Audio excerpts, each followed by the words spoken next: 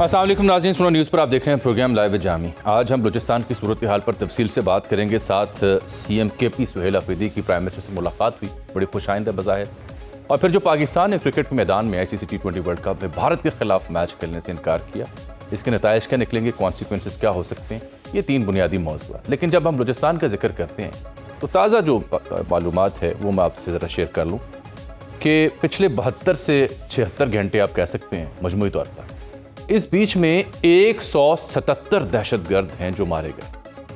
और ये याद रहे कि जो 8-9 मुख्तलिफ मकामात पे दहशतगर्दी की कोशिश हुई उसका मजमुआ डाल के है, क्योंकि उससे एक दिन पहले 2 मुख्तलिफ मकामात पर इंटेलिजेंस ऑपरेशन की बुनियाद पे, इंटेलिजेंस की बुनियाद पे 41 दहशतगर्द जहानम हासिल किए गए। और फिर 8-9 मकामात पे जो दहशतगर्दी का वाक़या पेश है उसमें मजमूई तादाद 177 हो चुकी है। इसमें 17 अहलकार शहीद हुए, 10 का ताल्लुक पुलिस से है, 6 का FC से, 1 का नेवी से, 33 सिविलियन जो हैं वो शहीद किए गए। अब ये खारान और गवादर के वाक़यात हैं जहाँ पे मजदूरों के कैंप में ये बदबख्त घुसे और हमेशा ये दीगर सूबों से आए लोगों को निशाना बनाते हैं। अब के बार बलोच शहरियों को निशाना बनाया, उनके ऊपर अंधाधुंध फायरिंग की गई, ख़वातीन भी हैं, बच्चे भी हैं। तो 33 सिविलियन हैं जो शहीद हुए इनके ज़द में आने के बाद। आज वज़ीर दिफा ईवान में मुखातिब थे, बड़ी खुल के उन्होंने गुफ्तगू की और ये भी उन्होंने कहा कि बलूचिस्तान के वसाइल को लूटा गया। वहाँ जो सर्विसेज हैं उनका जिक्र भी किया, 3 दिहाइयों से उन्होंने कहा ये अलमिया है। और ये भी कहा विफाक और सूबों में हर सतह पर करप्शन है। कुलभूषण यादव का जिक्र किया कि वो कराची, लाहौर से नहीं बलूचिस्तान से पकड़ा गया था। फिर उन्होंने एक लफ्ज़ इस्तेमाल किया कि जो राइफल दहशतगर्द के पास है उसकी कीमत 20 लाख है। एक नुक्ता वज़ीर दिफा ने और उठाया कि जो मिसिंग पर्सनस हैं उनके लोग मस्कत, ओमान, दुबई में हैं, यहाँ उनके बाकियात जो हैं वो अलाउंस भी लेते हैं। तो एक अजीबो गरीब सूरत हाल है जब हम इसे टैकल करने की डिस्कस करते हैं, क्योंकि फोर्सेस के एंड पे आपको दिखाई देता है शहादतें भी हो रही हैं, IBOs भी हो रहे हैं, लेकिन एक मुल्की सतह पर एक ऐसी पॉलिसी कि उसका कला कमा करे, उसके ऊपर आज ख्वाजा से अपनी गुफ्तगू की है। यहाँ सबसे अहम नुकता मैं बयान करूँ इससे पहले कि मैं मेहमानों की तारुफ की जानब जाऊँ, मुझे आज ज्वाइन कर रखा है मैं जनरल रिटायर्ड जनाब जाहिद महमूद साहब ने, एयर कमांडर रिटायर्ड जनाब साहब ने। उनसे मैंने तफसील से बात करनी है अफगानिस्तान के दिफाई बजट, इंडिया जो तैयारी ख़रीद रहा है और ये दहशत गर्दी में इजाफा हो रहा है, इस सब के ऊपर। लेकिन उससे पहले मैं अपने पैनलिस्ट और जो देखने वाले उनकी तवज्जो दिलाऊंगा और ये ओपन सोर्स की मैं बात करने लगा। ये 177 दहशतगर्द मैंने आपसे जिक्र किए। आप ये देखिए कि इनके कब्जे से जो बंदूकें, जो हथियार, जो औजार बरामद हुए, जो कि पब्लिक हुए पड़े हैं तस्वीर की सूरत में, अगर आप उनका जायज़ा लें, ओपन सोर्स हमें यह बताता है कि इनके पास FN M16A4 राइफल थी। इसकी ओपन मार्केट में $1929 कीमत है। इनके पास LMT M203 ग्रेनेड लॉन्चर था जिसकी कीमत $2050 है। Steiner DBAL A3 aiming laser $3557 इसकी कीमत ओपन मार्केट में। PVS7 नाइट विजन गॉगल्स हैं, $5280 इसकी कीमत है। जो रफ एस्टीमेट बनता है इन सारे औजारों का वो $13,000 बनता है, यानी 3.5 करोड़ रुपए पाकिस्तानी बनता है। 3.5 करोड़ रुपए पाकिस्तानी जो उनके पास असलहा, ग्रेनेड, नाइट विजन गॉगल्स हैं। अब अगर आप एक बंदे के ऊपर जो खर्चा है उसको 100 के ऊपर ज़रब दें तो ये बन जाता है कुछ 3.5 अरब रुपया पाकिस्तानी। तो इनका तो ये सो कॉल्ड दावा है कि गुर्बत था, इस्तेहसाल थी, उसकी वजह से हथियार उठाए। तो सवाल ये पैदा होता है कि 3.5 अरब रुपए अगर गरीबी और पसमानदगी का शिकार थे ये लोग, तो वो कहाँ से इनके ऊपर खर्च हुए? क्या अहले खाना ने छोड़ रखे थे, वालिद साहब की विरासत, या ये भारत की फंडिंग हो रही है और अफगानिस्तान से जाके मिलते हैं? क्योंकि ये हथियार तो आम बंदे के पास नहीं है। तो इनका जो कॉज है उसके ऊपर सबसे बड़ा सवाल ये हथियार है, और ये हथियार ये साबित करने के लिए काफ़ी हैं कि इनका असल कॉज है क्या, ये किसकी कठपुतली है, किसके हाथों ये खेल रहे हैं।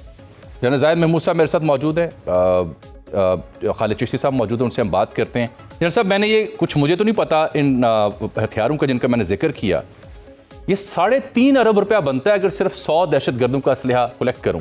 इंजेक्शन, वेस्ट और दीगर चीज़ें जो बरामद हुई वो इसके अलावा हैं। ये तो नाइंसाफ़ी और गुर्बत की वजह से उठे थे, तो ये क्या खुला तजाद है? कहाँ से आया ये पैसा, कहाँ से आया ये हथियार? जी बिस्मिल्लाहिर्रहमानिर्रहीम। जामी साहब, thank you very much for having me, और चिश्ती साहब को भी मेरा बहुत सलाम।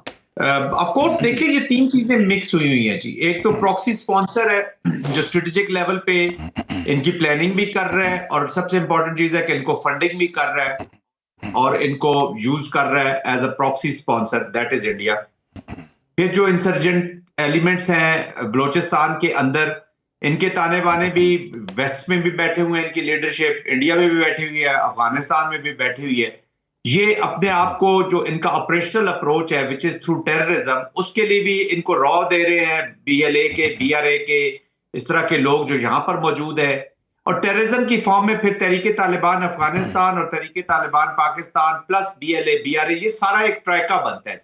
तो जो प्रॉक्सी स्पॉन्सर है विच इज इंडिया, उसका काम है जी इनको फंडिंग करना, इनको इक्विप करना, इनकी लॉजिस्टिक्स का ख्याल रखना और इनको स्ट्रेटजाइज करके पूरे प्लान्स के साथ लॉन्च करना। तो ये of course it is emanating from there. ये वो $7.1 अरब का जो फ्री मार्केट में असला छोड़ के गया अमेरिका, आज हम उसके जख्म चाट रहे हैं। इंडिया की जो इन्वॉल्वमेंट है आप उसके जख्म चाट रहे हैं। मार्के हक की फतह के जख्म हम चाट रहे हैं कि इंडिया अपना बदला जो है वो इस डोमेन में लेना चाह रहा है। तो ये वो फंडिंग लाइंस हैं, और ये चीज जामी साहब नई नहीं है पाकिस्तान के लिए, ये इंडिया की फंडिंग। अगर आप अर्ली 90s और लेट 80s का अर्बन टेररिज्म पे चले जाएं जो कराची में था, उस वक्त भी स्पॉन्सरशिप इनको आपको याद होगा कि किस तरीके से ये पॉलिटिकल टेररिस्ट को स्पॉन्सरशिप इंडिया, ये जावेद लंगड़ा और पता नहीं किस किस के कैरेक्टर्स जो अभी बम्बे इंडिया में मरे हैं जी, वो वहां पर मौजूद थे, उनको भी इसी तरह की फंडिंग की गई। अब जो 1948 ऑनवर्ड जो मिलिटेंसी बलोचिस्तान के अंदर मौजूद है बहुत से अवामिल की वजह से पास से, उसको अब एक नई शक्ल, एक स्ट्रक्चर्ड वॉर दे दिया। These are not incidents of violence, this is a war. तो वॉर का बजट आप देख ले जिस तरीके से आप काउंट कर रहे हैं, तो अभी तो $109 बिलियन का बजट अनाउंस किया है, ऑलमोस्ट हो जाएगा इंडिया का डिफेंस बजट जो है। तो उसका एक मेजर चंक जो है वो further in non state actors को दिया जाएगा। मेरा इस कंक्लूजन का मकसद सिर्फ यह है कि हमें अब उसके कॉन्टेक्स्ट पे तैयारी करनी होगी और तमाम डोमेन्स में जाना होगा। ये जो आपने इंडिया के बजट का जिक्र किया, क्योंकि इन्होंने अगले रोज अपना पेश किया है अपनी पार्लियामान में, तो उसमें मैं देख रहा था कि जो दीगर ममालिक के लिए उनकी तरफ से एड या पैसे वो रखते हैं, तो बांग्लादेश के लिए जो मद रखी जाती थी वो निस्फ कर दी गई, कम कर दी गई, और अफगानिस्तान के लिए जो मद रखी जाती थी वो डबल कर दी गई। This is on record. तो ज़ाहिर बात है वो फलाही कामों में इस्तेमाल तो नहीं होगी। चिश्ती साहब, ये जिन औजारों का मैंने जिक्र किया, इसमें सबसे महंगी शय ये जो नाइट विजन गॉगल्स हैं, $5280 की एक मिलती है, ओपन सोर्स। अगर हम जाके गूगल करें, मुख्तलिफ इदारों से वेरीफाई करें, और जो तस्वीर जारी की सिक्योरिटी फोर्सेज ने, उनको देख के हमने और कई सहाफ़ियों ने चेक किया कौन सी बंदूक है, कौन सा हथियार है, लॉन्चर कौन सा है। तो ये यानी एक बंदे के ऊपर 3.5 करोड़ रुपये आता है खर्चा, अगर 4 चीज़ें वो लेके आए, और 100 के ऊपर मैंने बताया 3.5 अरब रुपए पाकिस्तानी बनते हैं। ये 3.5 अरब रुपया क्या दरख्तों से लगा हुआ था जो उन्होंने पकड़ा और वहां से जाके इन्होंने खरीदारी कर ली? और ये जो औजार है इनकी नौयत क्या होती है? बहुत शुक्रिया जामी साहब, आपने इनवाइट किया, और जन साहब को और आपको व्यूअर्स को अभी अस्सलाम वालेकुम जी। देखिए, बुनियादी तौर पर जन साहब अभी जो ओपनिंग में कह रहे थे बिल्कुल ठीक कह रहे थे कि ये ऐसे नहीं होता कि रैंडमली कल किसी ने इनको कहा कि जाकर 10-12 मकामात पर फैल जाओ, हमला कर दो, वेल टाइम, ऐसा नहीं होता। ये बहुत अरसे से तैयारी की गई है, ऑर्केस्ट्रेट किया गया है, कंसीव किया गया है, फंडिंग की गई है, ट्रेनिंग की गई है, फिर सबसे ज्यादा उनकी डिप्लॉयमेंट की गई है ऐसी जगहों पर जहां मोबिलिटी के जरिए वेपन्स कैरी करके उनको पहुंचाया गया है। और ये जरूरी भी नहीं है कि ये कल परसों ही पहुंचे हो, ये स्लीपर सेल्स होते हैं बुनियादी तौर पर। कई हफ्ते, कई महीने हिंदुस्तान जैसे जो मुल्क हैं वो फंड करते हैं उनको, और उनको आराम से रखते हैं जब तक उनको एग्जीक्यूशन के ऑर्डर ना दिए जाए। जाहिर है, डेफिनेटली ये आपने सही पॉइंट आउट किया और लिंक भी ठीक किया कि ये तो वो लोग हैं जो सबसे ज्यादा अंडर प्रिविलेज हमारा सूबा है, और सबसे ज्यादा हम इनके बारे में कंसर्न भी होते हैं, और राइटली सो, बिकॉज वहाँ फ्यूडल सिस्टम है। हम सब जानते हैं कि ये बुनियादी तौर पर सबसे थिनली पॉपुलेटेड है। 44%, 44% ये मुल्क का हमारा रकबा है, और पॉपुलेशन की सिर्फ 7% है। तो बदकिस्मती से उनकी जाहिर है इसीलिए इंफ्रास्ट्रक्चर भी नहीं डेवलप हुआ। उस 622 के करीब पंजाब में पर स्क्वायर किलोमीटर लोग बसते हैं, 520 के करीब KPK में बसते हैं, 400 के करीब 525 के करीब सिंध में, 400 के करीब KPK में, और सिर्फ 42 लोग बसते हैं पर स्क्वायर किलोमीटर बलूचिस्तान में। मैं ये डेटा देने की कोशिश ये कर रहा हूं क्योंकि ये इतना थिनली पॉपुलेटेड है, यहाँ नेबरहुड वॉच का कॉन्सेप्ट नहीं हो सकता। ऊपर से ट्राइबल यहाँ पे और फ्यूडल लॉर्ड रहे हैं जब से, तो उन्होंने जाहिर है वो फिल्टर डाउन नहीं हुआ वो प्रिविलेजेस। और सबसे बड़ी वजह यही है कि ये जो टेररिस्ट हैं ये इसलिए विक्टिम बन जाते हैं ऐसे लोगों का जिनको ये एक्सप्लॉइट किया जाता है हिंदुस्तान या दूसरे मुल्कों की तरफ से कि आपको इस मुल्क ने कुछ नहीं दिया, आपका इंफ्रास्ट्रक्चर नहीं है, इंडस्ट्री नहीं है, तो आप हमारे साथ ज्वाइन कर लें। जाहिर है ऐसे लोग जिनकी थ्रेशोल्ड निस्बतन कम होती है, क्योंकि ऐसे उनको फील होता है कि अंडर प्रिविलेज है, तो जाहिर है विक्टिम बन जाते हैं। फिर बेहतर क्वालिटी ऑफ लाइफ उनको मिलती है, फिर उनको फंडिंग की जाती है, उनको फैमिलीज को बाहर सेटल किया जाता है। तो ये एक चेन है बुनियादी तौर पर, और ये इतना आसान नहीं है कि इसको रातों रात हम करें। ये कंटिन्यूस एफर्ट चाहिए। और मुझे बताते हुए खुशी हुई है, मैं पिछले दिनों कंफर्म किया था कि अब हुकूमत ने ये प्लान किया है कि अब डिस्ट्रिक्ट लेवल पर डेवलपमेंट होगी। दैट मींस एक डिप्टी कमिश्नर होगा, ब्यूरोक्रेट, लोकल रिप्रेजेंटेटिव, मेयर या काउंसलर या एमपीए जो भी होगा, वो अपने डिस्ट्रिक्ट के बारे में डिसाइड करेंगे कि क्या सबसे ज्यादा चाहिए। हॉस्पिटल चाहिए, नर्सरी चाहिए, स्कूल चाहिए, सड़क चाहिए, पानी चाहिए, बिजली चाहिए, तो वो डिसाइड करेंगे। पहले ये होता था कि सेंट्रल फंडिंग क्वेटा में जाती थी और जाहिर है वो डिस्ट्रीब्यूट होते होते जिस तरह पहुंचती थी वो 78 सालों में हमने देख लिया। मेरी खुद 2 दफा क्वेटा में हमारा जो एयरफोर्स का बेस है वहां पर पोस्टिंग रही है। मैं स्क्वाड्रन कमांडर वहीं रहा हूं। मैंने पूरा बलोचिस्तान हवा में उड़ के देखा हुआ है और मुझे देखकर हैरत होती थी कि इतने 100 किलोमीटर तक ना कोई रोड है, सिवाय एक मट्टी ही मट्टी नीचे नजर आ रही है, लेकिन छोटा सा गांव नजर आता था और अफसोस होता था हवा से उसको देख के कि ये इनकी रीच कैसे होती होगी।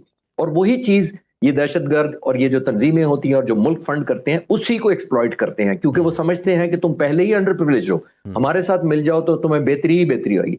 आखिरी पॉइंट में कहता चलूं कि ये जो कैडेट कॉलेज पर हमले हुए थे पिछले दिनों, उसकी बुनियाद क्या थी?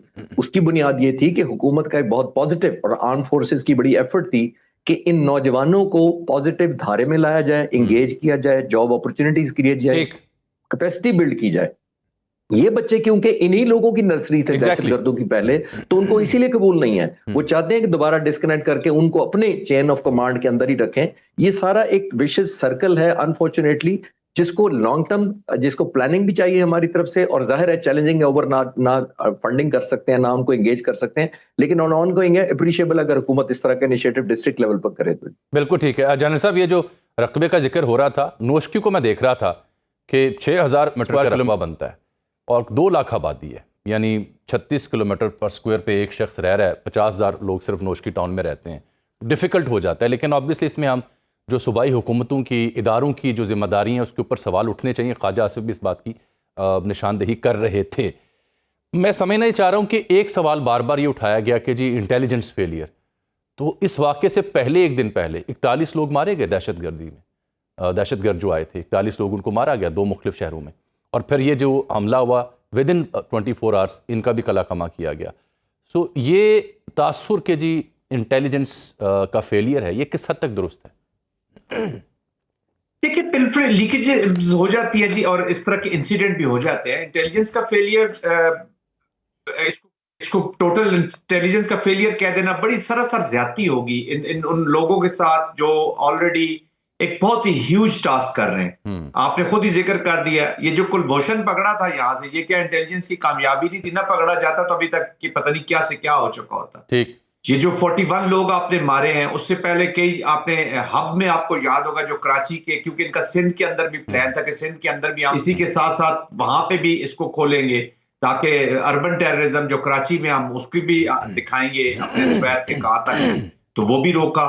तो बहुत जगहों पे कामयाबी होती है और कभी कभी बीच में से इस तरह की चीजें हो भी जाती है, बट ये आईडियोज इन्हीं इंटेलिजेंस पे बेस करके किए जाते हैं।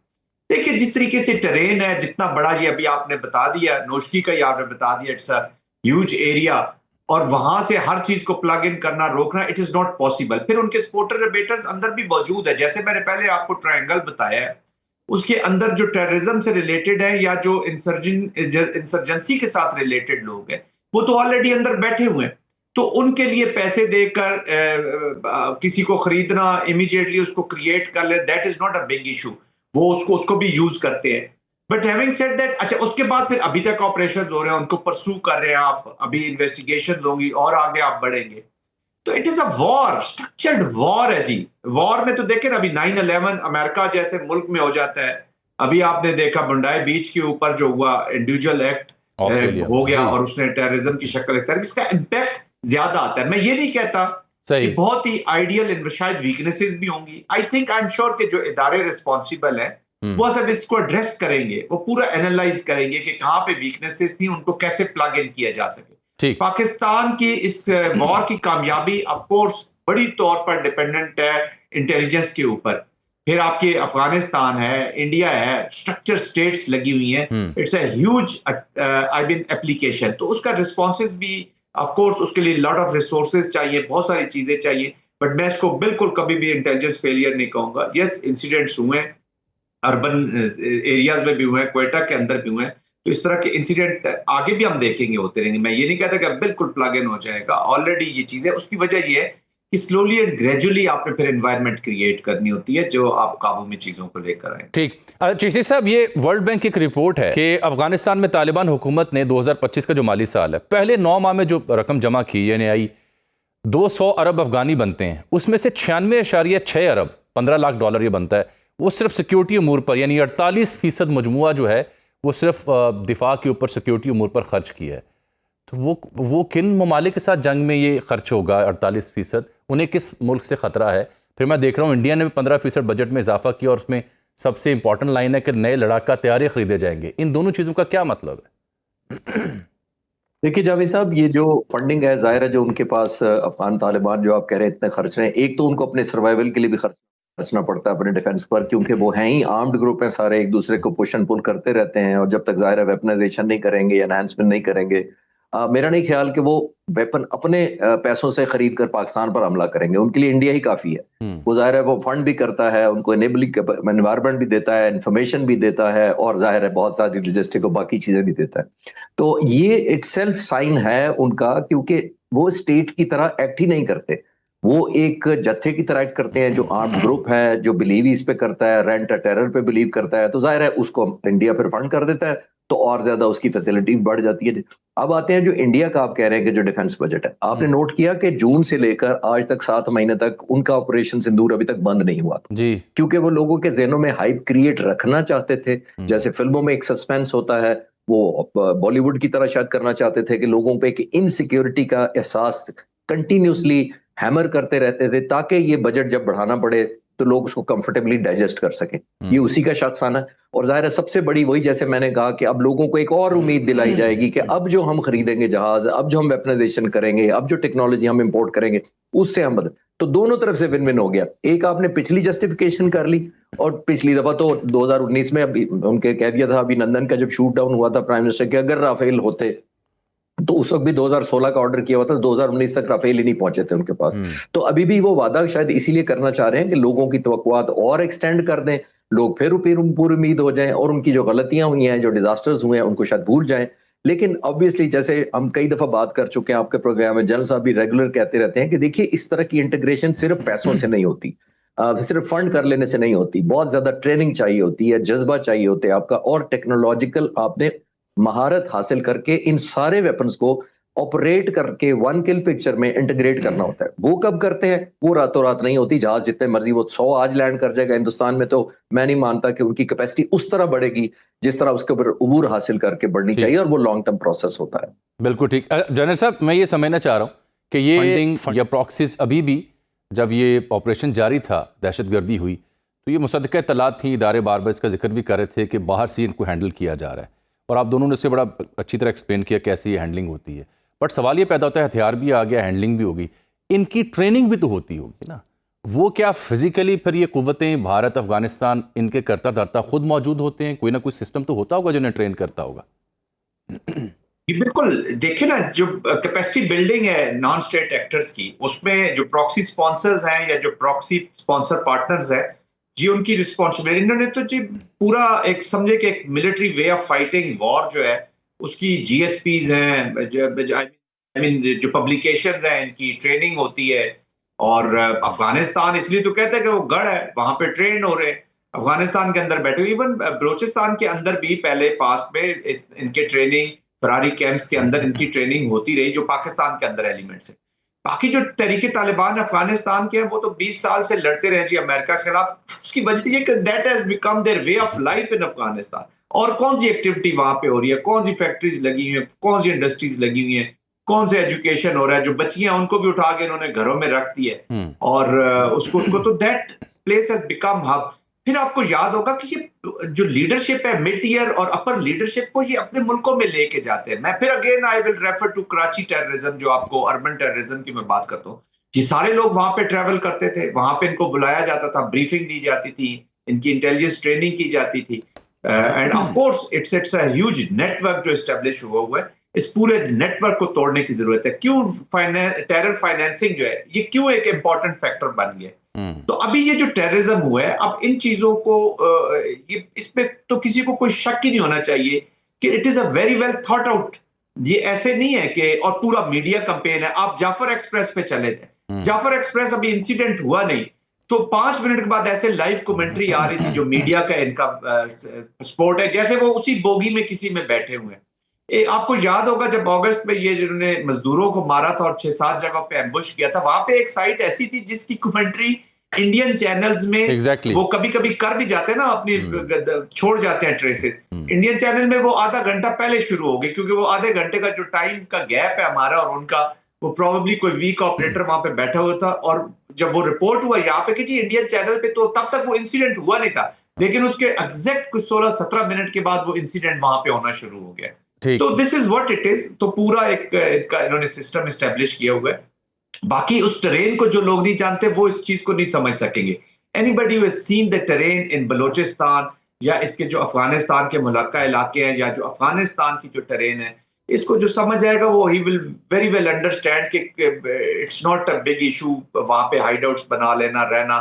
जब तक इंटेलिजेंस नहीं होती आप उनको इस तरह टारगेट नहीं कर सकते। But having said that, again I would say कि अफगानिस्तान की सरजमीन जो है वो मेजर सेंचुरी है, एक वो हेवन है इनके लिए अवेलेबल है, जहाँ पे ट्रेनिंग भी हो रही है, इनकी किताबें भी लिखी जाती हैं, इनकी टैक्टिक्स पे भी बातचीत होती है, इनको ब्रीफिंग्स भी होती हैं। सही है जन साहब, मेरे सारे मैं चिश्ती साहब की खिदमत में एक और नुकता रखना चाह रहा हूँ। चिश्ती साहब, इस सब के बीच में देखें, ये जो तंजीमें हैं दहशतगर्दी वाली, ये कलअदम है, UN ने कलअदम इन्हें करार दिया, आउटलॉड है।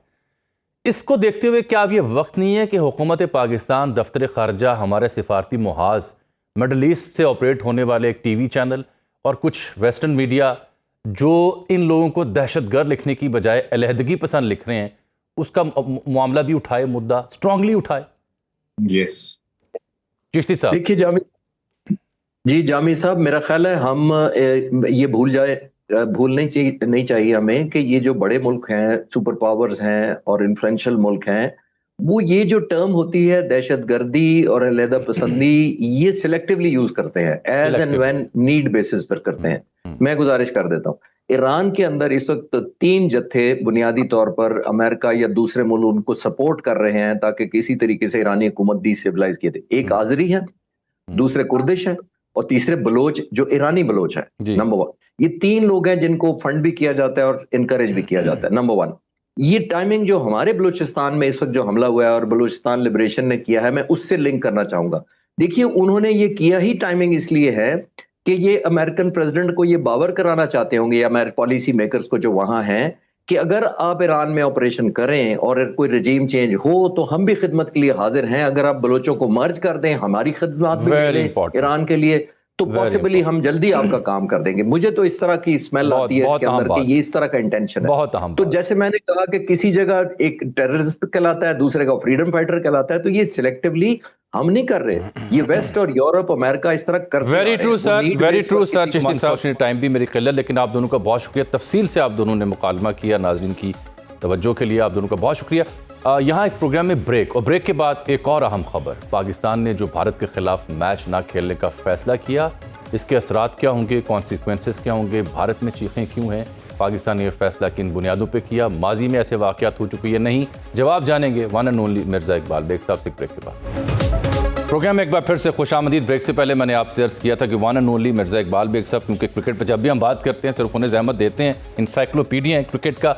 पाकिस्तान ने बहुत अहम फैसला किया है, भारत के खिलाफ मैच नहीं खेलना। वर्ल्ड कप टीम जाएगी लेकिन मैदान में नहीं उतरेगी।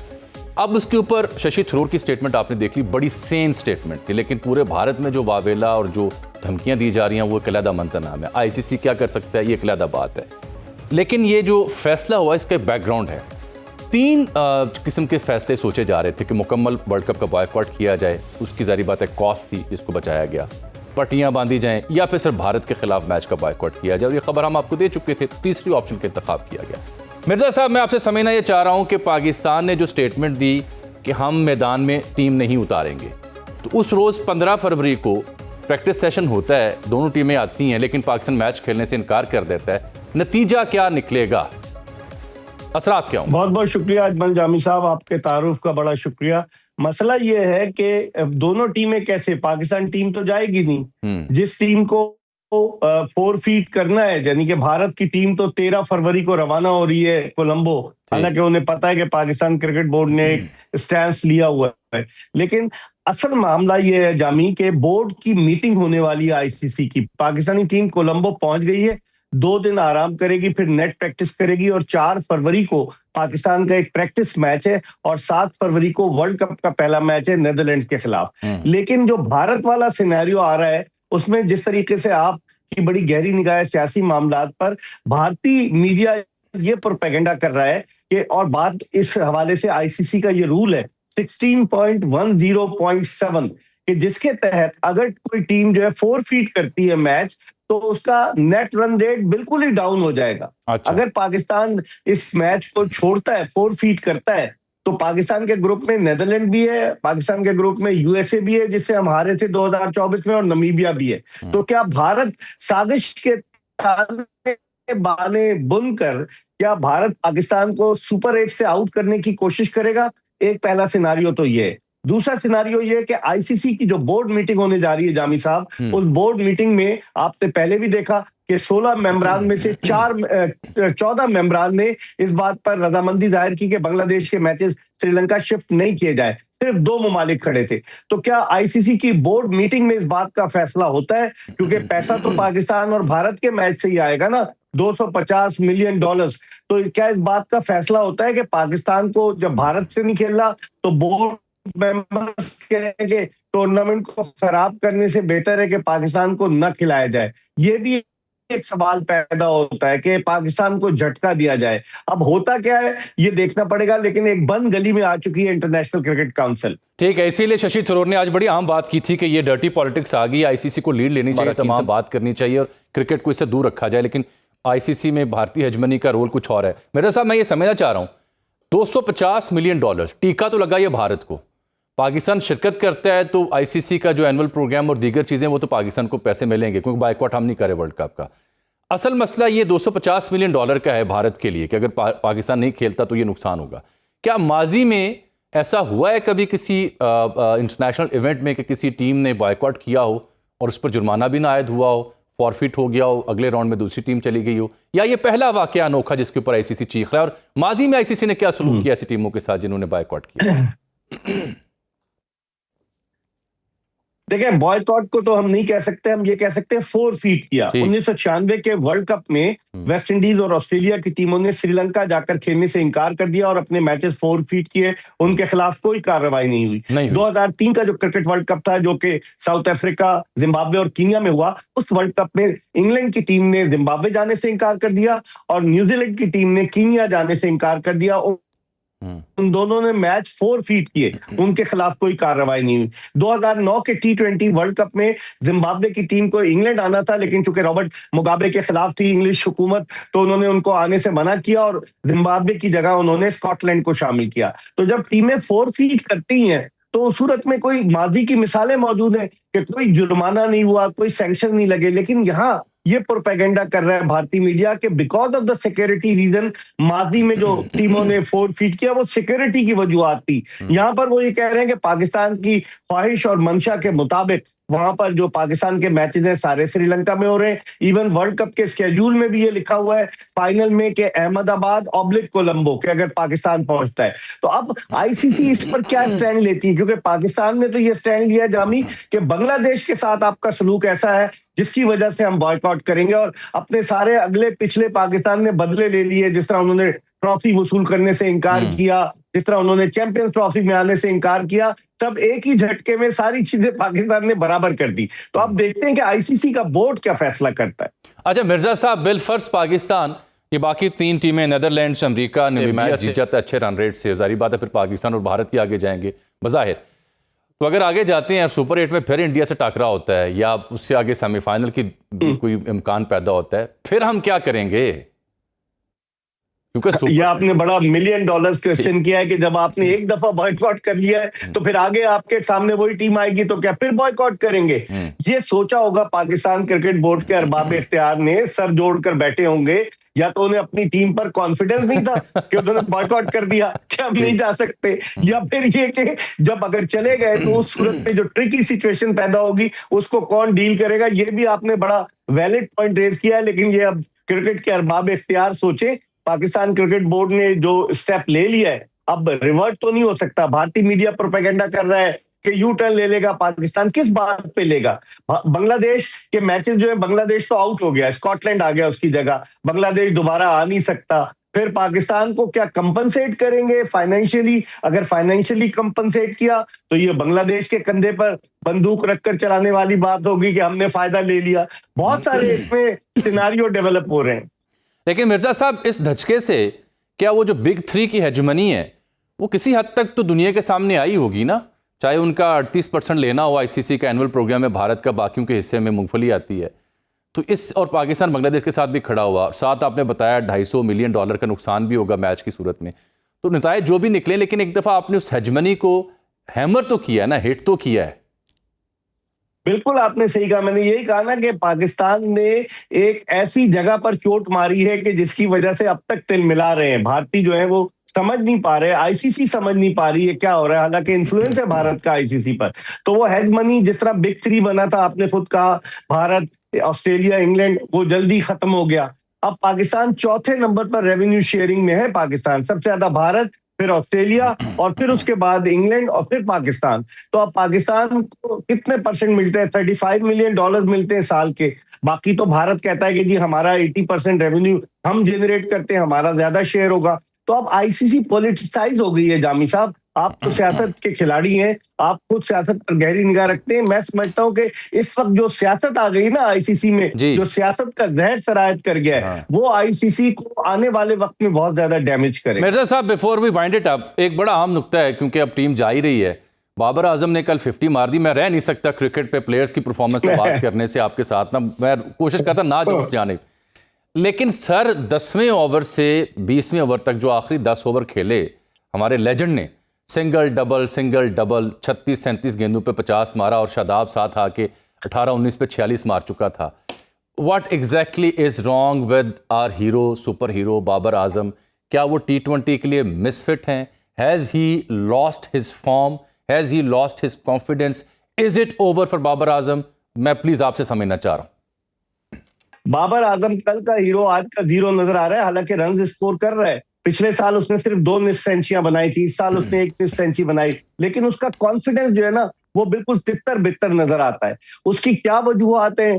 बाबर आजम का नंबर भी आपने तब्दील कर दिया, नंबर 4 पे कर दिया। वो इस तरह का बैट्समैन नहीं है, नंबर 4 पे जाके तो वो ज्यादातर डॉट बॉल्स खेलेगा। तो अब यह, और फिर सलमान अली आगा, क्योंकि वो ब्लू आइट बॉय है, रन भी स्कोर कर रहे हैं, वो 1 डाउन पर आ गए। तो बाबर आजम का एतमाद बिल्कुल खत्म हो चुका है इस वक्त, और बेहतर यही था कि उसको आराम कराया जाता। लेकिन इस टीम का कॉम्बिनेशन भी तो देखे जामी साहब, 4-4, 5-5 आपने ओपनर भर्ती किए हुए हैं। फखर जमान, साहबजादा फरहान, साइम अयूब, उस्मान खान, ख्वाजा नाफे, आपने इतने ओपनर्स भर्ती किए हुए हैं। और फिर मिडिल ऑर्डर में आपके पास एक अकलौता वो है, बाबर आजम भी ओपनर्स के जुमरे में आता था जब माजी में, और एक अकलौता आपके पास सलमान अली आ गए। तो टीम का कॉम्बिनेशन दुरुस्त नजर नहीं आ रहा। 2 विकेट कीपर्स आपने रखे हैं, दोनों पार्ट टाइम विकेट कीपर्स हैं। सिर्फ मजबूत हमारी टीम कहां नजर आ रही है? स्पिन बॉलिंग के शोबे में, जहां हमारे पास टॉप के स्पिनर्स मौजूद है। तो लेकिन दुआ करें कि बाबर आजम की फॉर्म वापस आए। लेकिन मुझे तो लग रहा है अगर एक आध मैच में उन्होंने नहीं कुछ किया तो हो सकता है फिर आपके सुपरस्टार को, लेजेंड को ड्रॉप भी कर दिया जाए। मेरे साहब, बहुत बहुत शुक्रिया आपके कीमती वक्त का। बहुत ज़बरदस्त आपने तजिया पेश किया है सूरत हाल के ऊपर। नाज़रीन, यहाँ प्रोग्राम में वक्त है एक छोटी सी ब्रेक का। मिलते हैं कुछ सियासी अहम मौज़ूआत के साथ, बिलखुसूस जो CM KP की मुलाकात हुई, किन हालात में हुई, क्या होने जा रहा है मुस्तकबिल में, एक ब्रेक के बाद। प्रोग्राम में एक बार फिर से आपको खुशामदीद कहते हैं। अभी हमें ज्वाइन कर रखा है सीनियर सियासतदान, मुमताज़ कानूनदान जनाब शेर अफजल मरवत साहब ने। मरवत साहब, बहुत शुक्रिया आपके कीमती वक्त का। ज़हमत इसलिए दी, 2-4 मामलात पे आपकी राय हमें दरकार थी। सबसे पहले तो आपने देखा होगा सुहेल खान अफरीदी की प्राइम मिनिस्टर से मुलाकात हुई और उनका अडियाला खान साहब को जिक्र नहीं हुआ। अपोजिशन लीडर्स की तैनाती भी हो गई। फिर इत्तला आ रही है कि शायद कल परसों मुलाकात भी हो जाए अहले खाना की, डॉक्टर्स की। ये जो पेशरफ्त हुई है इसके मुहर्रिकात आपको क्या समझ आते हैं? क्या मामला आगे दुरुस्त समत में बढ़ रहे हैं या डेड एंड पे जाएंगे? व्हाट एग्जैक्टली हैज़ हैपेंड आपकी दानिश में? आपका बहुत शुक्रिया। मेरी ज़ाती राय में वज़ीर आज़म साहब का वज़ीर आला साहब को बुलाने के पीछे इमीडिएट मुहर्रिक शायद तिरा के हालात और वाक़यात हैं, जिस पे वो शायद ये चाहते होंगे खुद भी और एस्टेब्लिशमेंट के बिहाफ पे भी कि सूबाई हुकूमत भी सेम पेज पे हो। और गर्चे इन्होंने माजी में जो स्ट्रेटजी बनाई थी तिरा ऑपरेशन के हवाले से वो एक जॉइंट स्ट्रेटजी थी, लेकिन बाद में दोनों फरीकें ने मुख्तलिफ बयानात दिए, जिससे आने वाले वक्त में, क्योंकि तिरा जो है वो बिल्कुल एक बॉइलिंग पॉइंट है, वहाँ अभी तक मिलिटेंट्स का कब्जा है और ऑपरेशन जो है वो इम्पेडिंग है, यानी इसका होना है। तो लिहाजा जब होना है, दोनों फरीकें मुनहरिफ हो चुके हैं ऑपरेशन के करने से। जो इन्होंने इकदाम किए थे, लोगों को डिस्प्लेस किया था, कंपनसेशन दी जा रही थी। अब आने वाले वक्त के लिए इन्होंने सोचा होगा कि जब बर्फ थोड़ी बहुत पिघलेगी और शायद फरवरी के एंड में या इमीडिएटली फरवरी के बाद जो है ऑपरेशन दरकार होगा, क्योंकि जो इतलात हैं वो ये हैं कि तिरा को हेडक्वार्टर बना के पेशावर, मोहम्मद, मर्दान, नौशेरा, चरसदा, इस पूरे इलाके को जो है कंट्रोल करना था। ठीक। तो लिहाजा इन तमाम हालात वाक़यात के पेश नज़र वज़ीर आला साहब को बुलाया गया। वैसे भी एक अच्छी पेशरफ्त है पाकिस्तानियों के लिए, लेकिन ये जो मुलाकात हुई है ना, ये मुझे कोई खातिर खा नताइज देती हुई नजर नहीं आ रही है, क्योंकि कम से कम इस तनाव की कैफियत में अगर दोनों जो अमा बाहर आके मीडिया के साथ इकट्ठे हुई जॉइंट एक बयान दे देते, तो इससे पाकिस्तानियों की तरफ उम्मीद बन जाती, लोग जरा थोड़ा रिलैक्स हो जाते। खसूसन दहशतगर्दी पे अगर एक पेज पे हो के कोई बयान दे देते तो ये भी बहुत बड़ी एक अचीवमेंट होती, लेकिन इस तरह का कुछ न होना यह जाहिर करता है कि शायद बातें हुई, सुना गया और बर्खास्त हो गए, नशिस्तन गुफ्तन बर्खास्तन। तो मुझे न तो मुलाकात किसी की होती नजर आ रही है 8 फरवरी से कबल, और ना इस मुलाकात का खान की रिहाई, पीटीआई के एहतजाज या कोई सीबीएम पे कोई असरात होते हुए नजर आ रहे हैं। बुनियादी तौर पे ये मामला सीरियसली डिस्कस ही नहीं हुए हैं। नहीं हुए, ये उन्होंने कहा भी है, मेरी इत्तला भी है। अच्छा मरहब साहब, अगले रोज आप कहीं फरमा रहे थे कि ये जो खान साहब की सेहत का मामला सामने आया, आंख का मसला, पिम्स ले जाया गया, तो अलीमा खान साहबा को इत्तला दी गई थी इस सिलसिले में? आपका एक स्टेटमेंट में नजर से गुजरा है, ये क्या कहानी है? मैं तो इस हवाले से आपको शायद कल कंफर्म बता सकता हूं। मैंने इस पे वर्क नहीं किया है कि जो एतमाद के लोग हैं उनसे कंफर्म कर लूं। ये बात मैंने सुनी है पार्टी के जराए के अंदर से कि शायद उनको कोई इतला थी, लेकिन ये मैं कंफर्म नहीं कर सकता हूं, क्योंकि जब तक मुझे बावसूख जराए से जिन पे मैं एतमाद करता हूं उनसे के जरिए पता न चले। लेकिन फिर भी मैं ये कहूँगा कि खान की जो सियत के हवाले से जो मोस्ट रेलेवेंट लोग हैं वो अलीमा खानम नहीं है, बल्कि पाकिस्तान तहरीक इंसाफ के जो 2-3 लोग हैं, जिसमें असद कैसर साहब हैं, जिसमें बैरिस्टर गौर साहब हैं और जिसमें वज़ीर आला सुहेल अफरीदी साहब हैं, इनको जो है इन्फॉर्म किया जाना चाहिए था, इनके साथ कोऑर्डिनेट किया जाना चाहिए था, क्योंकि मेरा ख्याल ये है कि पीटीआई में अलीमा खानम एक मुतनाज़ा शख्सियत है और इस हवाले से जो है एब्जॉल्व नहीं होगी गवर्नमेंट अगर सिर्फ उन्होंने उन तक आगाही दी हो। मरवे साहब, ये सलमान अकरम राजा साहब ट्विटर पे हाल दिल बयान कर रहे हैं खातून का नाम लिए बगैर, और फिर आपकी सही बयान मेरी एक नज़र से गुजरा है कि आप कह रहे हैं कि सलमान अकरम राजा साहब जो हैं वो अलीमा बीबी के तर्जुमान है, मिशाल बीबी का आपने जिक्र किया कि वो बुशरा बीबी की तर्जुमान है। ये क्या कहानी है? नहीं, वो सलमान अकरम राजा साहब और पीटीआई बार बार ये कहती है कि खान ने सख्ती से मना किया है कि अपने अंदरूनी इख्तलाफात मीडिया के सामने न लाए, लेकिन हर बार जो है सलमान अकरम राजा साहब किसी पे हमलावर हो जाते हैं मीडिया में या ट्विटर के जरिए। पहले माजी में जो है सुहेल अफरीदी साहब, बिरसुगौर साहब पे हमलावर हुए, उन्होंने अली अमीन खान पे डायरेक्ट और इनडायरेक्ट इल्जामात लगाए। इसी तरह मिशाल यूसुफजई के खिलाफ बयानात दिए, खुद मेरे खिलाफ बयानात दिए। तो अभी ये फिर उन्होंने मिशाल की तरफ इशारा किया था कि बड़ा सख्त एक्शन लिया जाएगा। एक्शन सख्त और ले के तो पार्टी को तो आप लोगों ने जो है चौपाया बना दिया। तो अब चूंकि मिशाल यूसुफजई जो है वो भी वकील है, वो भी जवाब दे सकती थी, लेकिन वो खान के उस हुक्म का भरम रखा है और जवाब नहीं दिया। ये हजरत जिस के लिए उनका जी चाहता है बयान ठोंक देता है और सोशल मीडिया पे भी आके लोगों को थ्रेट करता है। तो लिहाजा क्योंकि वो बुश बीबी की तर्जमान है और ये अलीमा खानम का तर्जमान है, तो लिहाजा वो कन्फ्लिक्ट ऑफ इंटरेस्ट है और इसी वजह से जो है ये तनाज़ा तो चलता रहेगा। अच्छा मरवत साहब, आपको क्या लगता है 8 फरवरी को क्या देख रहे हैं आप? जो आज पार्टी का इजलास भी था, मुल्क भर में एहतजाज करना है, तहरीक बर्पा करनी है। आज सुहेल अफरीदी की पीएम से मुलाकात के बाद आपको लगता है कि 8 फरवरी को खातिर खा मौसर कोई काम कर पाएगी पीटीआई?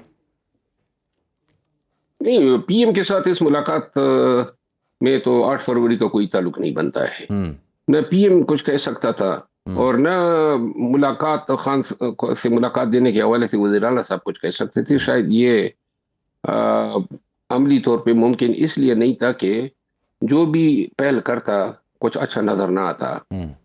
8 फरवरी को क्या होगा इस पे मैं बारहा कह चुका हूं कि 8 फरवरी का एहतजाज जिस पैटर्न पे इन्होंने रखा है, ऐसा एहतजाज आपको याद होगा कि ऐसा एहतजाज सबसे आसान तरीन एहतजाज होता है और हुकूमत भी बड़ी ही मतलब है कि ठंडी सांस लेके बैठी हुई है कि एहतजाज के नाम पे कुछ हो नहीं रहा है, लेकिन नाम एहतजाज का दिया गया है। ये एहतजाज पहिया जाम और शटर डाउन, ये वो एहतजाज होता है जिसके लिए आपने निकलना नहीं होता है, जिसके लिए कोई खर्चा नहीं करना पड़ता है, जिसमें कोई रैली नहीं होती है, जिसमें कोई जलसा नहीं होता है। बस आप पैगाम दे के लोगों पे छोड़ देते हैं कि अब वो कोई खुद पैजाम करते हैं तो करें, और अगर न कर पाते हैं तो रात को मुतज़ाद आरात तो आ जाती है। एक पार्टी कही थी हमारा कामयाब हुआ, दूसरी पार्टी कही थी नाकाम हुआ।